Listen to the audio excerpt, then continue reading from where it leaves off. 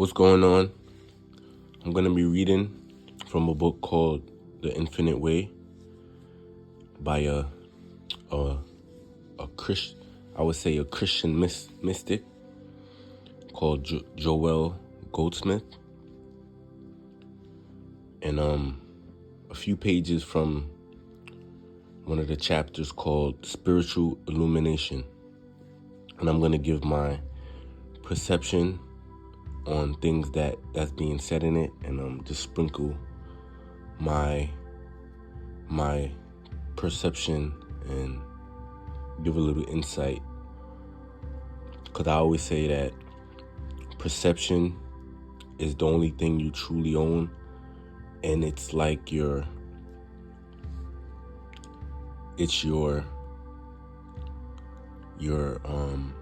personal tool to give your degree of, or your piece of the puzzle of the world. And everyone has their own perception, which gives the total piece, the whole piece of the whole puzzle. And it's a way for God to view itself in a holistic way, and to see the whole puzzle. So, starting off, spiritual illumination enables us to discern the spiritual reality where the human concept appears to be. Spiritual sense discerns the reality of that which is appearing as concept. The development of spiritual consciousness begins with our first realization that what we are beholding through the senses of sight, hearing, taste, touch, and smell is not the reality of things. Disregarding appearances entirely, the first ray of spiritual illumination brings us hints of divine, the eternal and immortal. This in turn makes the appearance even less real to us, thereby admitting even great illumination. And this is one thing that I always repeat and I say, is that concepts, mythology, stories, writings, whether it's movies, scripts, it's songs, all of these things are concepts, and concepts aren't the truth. The words aren't the truth. The holy texts aren't the truth. All these things are doing is pointing to the truth. The truth cannot be touched or known. The only thing you can do is give a concept or a story or a mythology to try to point to it, to give that epiphany, to have a realization. That's what the concepts and a story is used for. It's like a bridge or a conduit to point to truth, for you to have an epiphany, to have that realization. And the realization isn't the words or the concept. So you take the concepts or the story or the mythology or whatever it is, or simile or analogies, and you take it and you use it as a vehicle, and you cross that bridge to what's being pointed to, and you abide in the realization. You abide in it and have that realization, but you leave the vehicle. That's the issue that's been happening in life a lot, is that when it comes to holy texts and a lot of religions and different stories and allegories is that people are taking the concepts and the words literally and creating rituals and taking the concepts literal and making things concrete, and you have to do it like this, when the concept isn't the truth. It's trying to point to the truth. The truth, it cannot be, it's not what's being said. It's, for example, if I say, I went to a party last night. That party was lit. Someone can read this 20 years from now or 100 years from now, and the slang is different later on. So they can say, the party was lit. And then in their mind, they're saying, was there a fire there? Like, and then they run with it and start to say, 100 years ago, there was a party, and then this guy named John, whatever, he survived it, and there was a fire there. But he survived it, and he told about it. So the experience of the party being lit, and in that time, it was a good party. They enjoyed themselves. And the experience is enjoyment. And it can't be understood in unless you experience it. But being told, and then someone reading it 100 years later, they took the concept and the word lit, and then and what's in their mind for that concept, they ran with that, and they stuck to those words. So they didn't have the true realization. So remember, having the experience and having that epiphany and realization is what having enlightenment is. It's an experience that is unexplainable. So you can't holding on to the concepts and the words. This is not, you get anchored down in with spirituality. That's not what spirituality is about. Okay. Our progress spirit word is in proportion to the illumination which enables us to behold more and more of reality. Because the human scene is entirely a misconception through misperception. Any thought of helping, healing, correcting, or changing the material picture must be relinquished in order that we may see the ever-present reality. And also, this is what people, when they're saying, I healed this person from such and such, whatever illness. The illness itself is like a concept.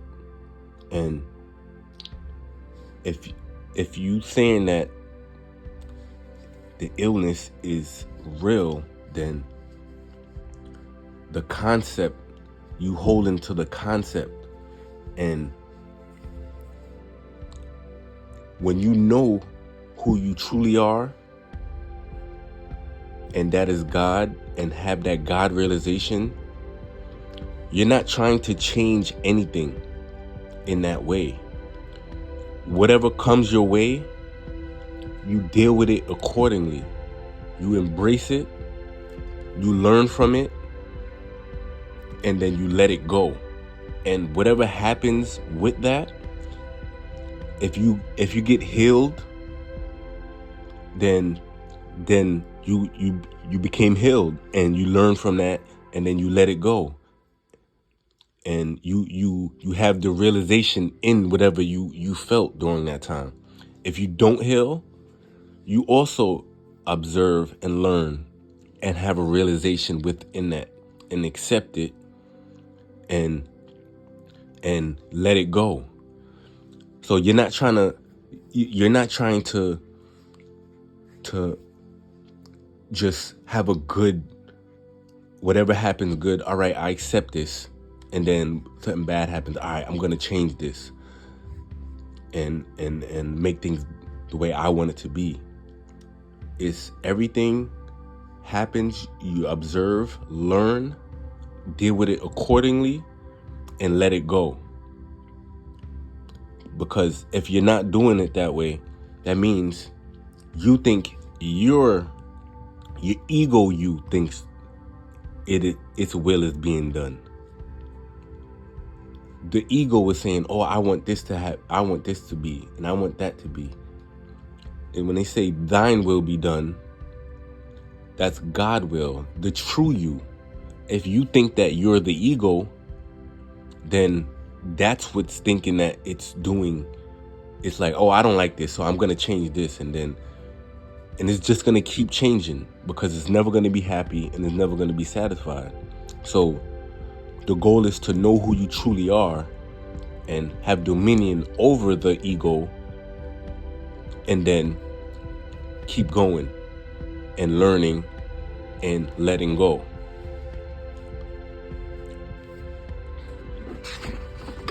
Spiritual illumination comes to us in a measure with our first investigation of truth.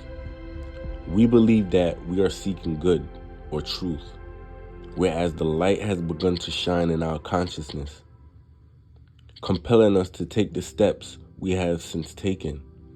Every increase of our spiritual understanding was more light appearing and dispelling the darkness of sense. This inflow of illumination will continue until we come to the full realization of our true identity as the light of the world. Without illumination, we struggle with the forces of the world. We labor for our living. We struggle to maintain our place and position. We compete for riches or honors. Often we war with our own friends and even find ourselves at war with ourselves. There is no security in personal possessions, even after the battle to acquire them has been won. One thing what I realized with a lot of people, true happiness, they want true happiness. And when you think you are the ego and don't know your true self as God and have that God realization, then that's when you finding happiness in other things outside of who you truly are. And a lot of people, they go for things in life and they achieve them, but when they get those things, they're not satisfied. So they're happy for a little moment, and then when they find that they're not truly happy, then they go for something else or even more of what they acquired. And then they get that new thing, and then they're happy for a little while, and then they find, wow, I'm really not truly happy fully. And then they keep trying to get more and more and more. So if you don't find true happiness, which is within yourself, and when you find who you truly are as God and have God realization, not your ego or your personality as God, or like, oh, I'm God, but the true you, which is in everybody else, then you would have true happiness when you really know who you truly are. And then if you get that new thing or whatever, you will be happy, and then you would have that thing also. But it's not that thing making you happy. It's you happy with something else added. And if that thing leaves, it doesn't matter, because I was already happy before I had that thing. So this is what this is when you have true self-realization, true God realization, and not believe who you are, but know who you truly are, for like there's no doubt, or you know it for a fact who you truly are. Then whether something, and it's not saying that you're gonna be smiling and cheesing all day, every day, happiness. That's not what I'm saying. Is meaning, if something terrible happens, you still know who you truly are, and you're happy within. You might even be crying, but you know that that person that's crying is not who you truly are, and you're just playing out that crying and that moment that you feeling sad for a moment, and it goes by. But you still have who you truly are. And that's what true happiness is knowing who you truly are.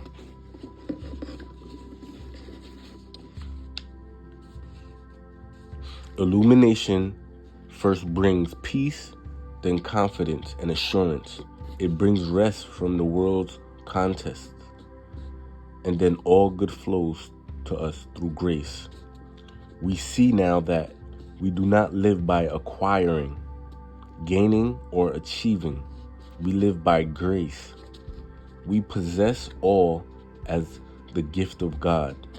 We do not get our good because we already have all good. Son, thou art ever with me, and all that I have is thine.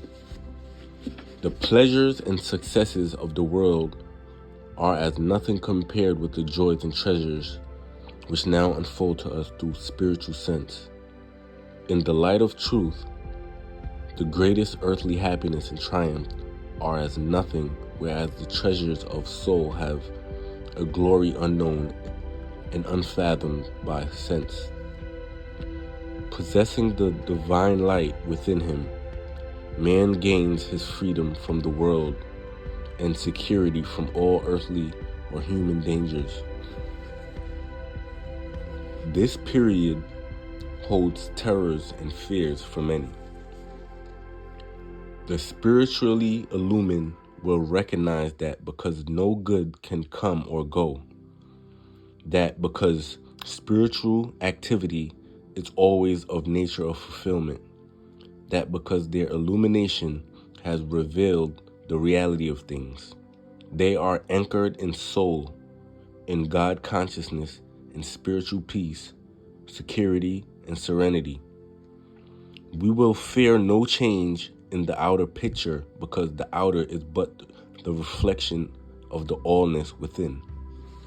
Safe in the realization that we are individual, though infinite, spiritual consciousness embodying all good, we need give no consideration to the evidence of the senses.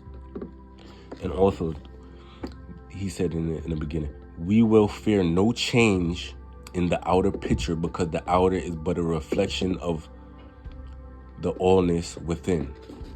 So a lot of people think that, oh, all right, I'm conscious, I'm enlightened now.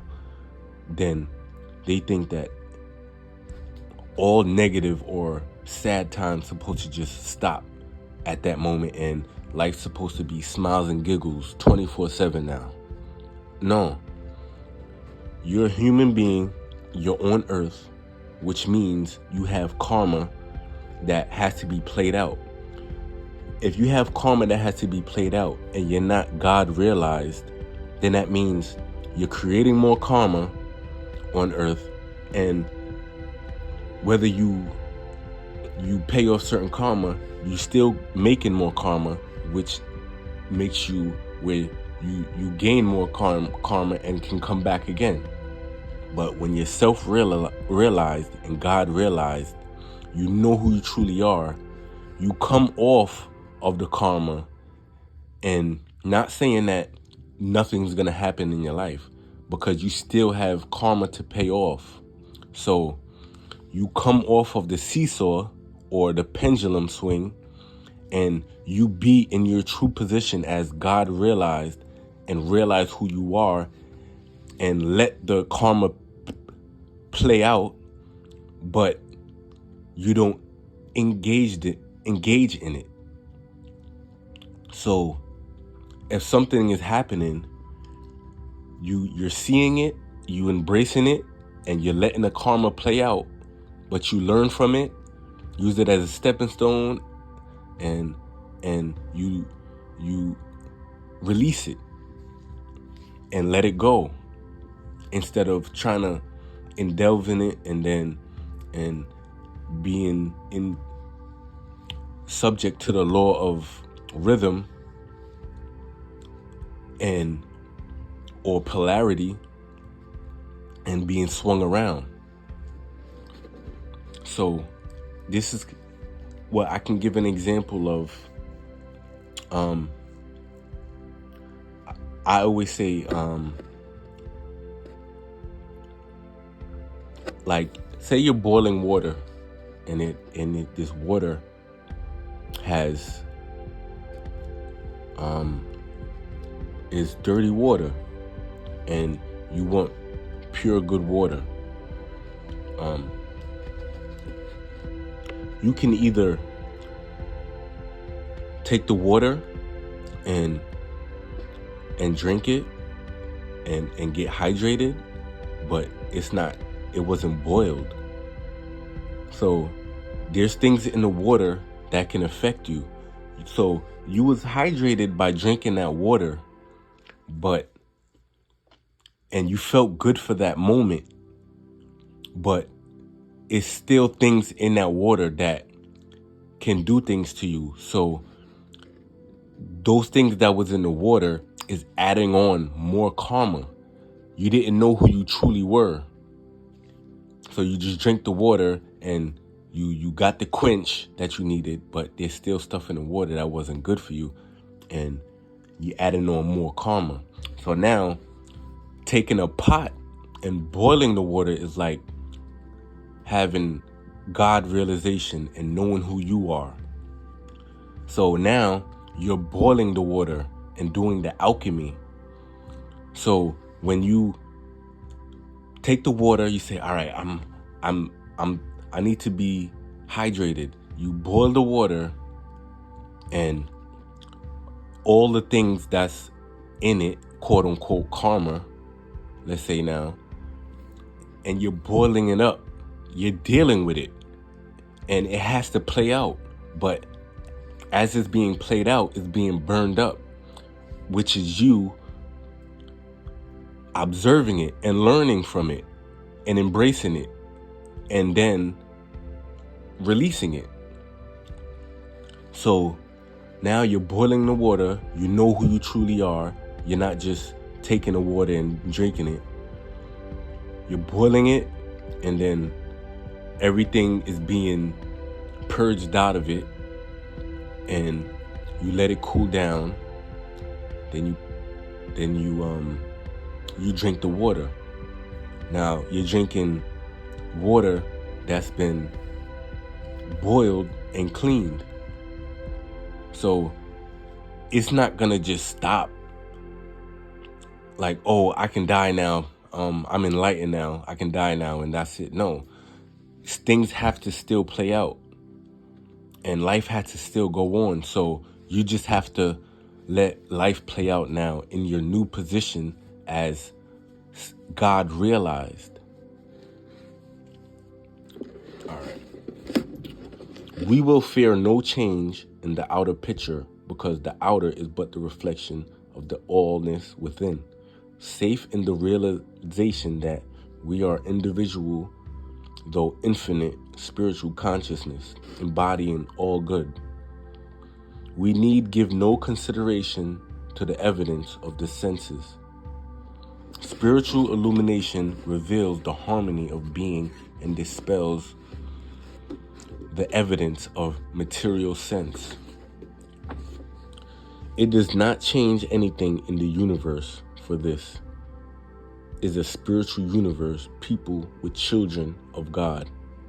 But the illumination changes our concept of the universe. This is but the beginning of this vast subject, and while we are discussing it, let us keep thought removed as far as possible from the world of sense and anchored in the conscious awareness of spiritual reality. Always there have appeared men bearing the divine message of the presence of God and of the unreality of evil. Buddha of India, Lao Tzu of China, Jesus of Nazareth. These and many others brought the light of truth to men. And always men have interpreted this light as the messenger, failing to see that what they were beholding as a man out there was the light of truth within their own consciousness. In worshiping Jesus, men lost the Christ. In devotion to Jesus, men failed to apprehend the Christ. In seeking good through Jesus, men failed to find the omnipresent Christ in their own consciousness.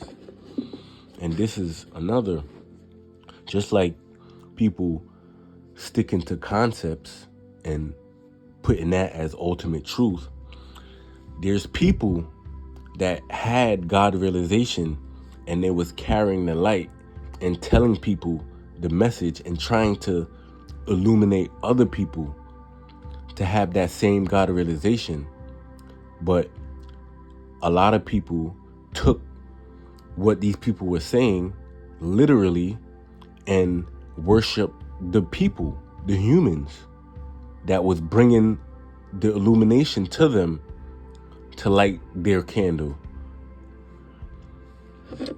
And these people was just bringing a message. Just like how a concept is like the conduit or the carrier of higher or abstract thinking or higher knowledge, a human being can be the same thing. A human being can have God realization and could be bringing forth a message, but people are taking the human being, that's the flesh, as the truth, but it's only a vehicle. The person is a human being with animalistic traits. A human is a human. A human gonna do human things, but you don't take the human as truth, but the truth within that they're bringing. That's why they say, there's a saying like, oh, you don't want to meet your heroes because you're going to find out like, damn, like that's it. Because they're human beings, but it's what's within that they're trying to bring. That's why I always say, you take, it's like a food. You have a fruit, an orange. The physical orange is not what you're taking in. You eat it, and then you take the nutrients from your body, takes the nutrients from it, and then everything else that looks like the orange is put to waste and put in the toilet. So that's how you should take people that's bringing enlightenment or concepts. You take from it what you need, you extract what it is you need, the quote unquote nutrients or or enlightenment from it, and then you take the concept and throw it away. Or you take the person or guru or teacher or whatever it is, you take whatever it is you need. I'm not saying you treat them negative, like, oh, all right, get out of here now. But you take whatever it is you need, and then you don't hold that human being to be any certain way. You say, all right, you just take whatever it is that you need, and then push away everything else. In every case, the messenger appearing to man is the advent of the Christ in individual consciousness, and when so understood, freedom from personal sense and personal limitation has been attained. Jesus said, "If I go not away, the Comforter will not come unto you."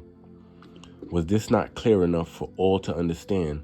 If you do not look away from the personal sense of salvation, mediation, and guidance, you will not find a great light within your own consciousness. Spiritual illumination does not come from a person, but from the impersonal Christ, the universal truth, the illumined consciousness of yourself. Illumined consciousness dispels the personal sense of self with its problems, ills, age, and failures. It reveals the real self, the I that I am, unlimited, unfettered, untroubled, harmonious, and free. This selfhood is revealed as we retire within ourselves each day and there learn to listen and to watch. Likewise, instead of anxious care about the work of the day or the events of the future, we let the soul or our divine spirit go ahead of us to smooth and prepare the way.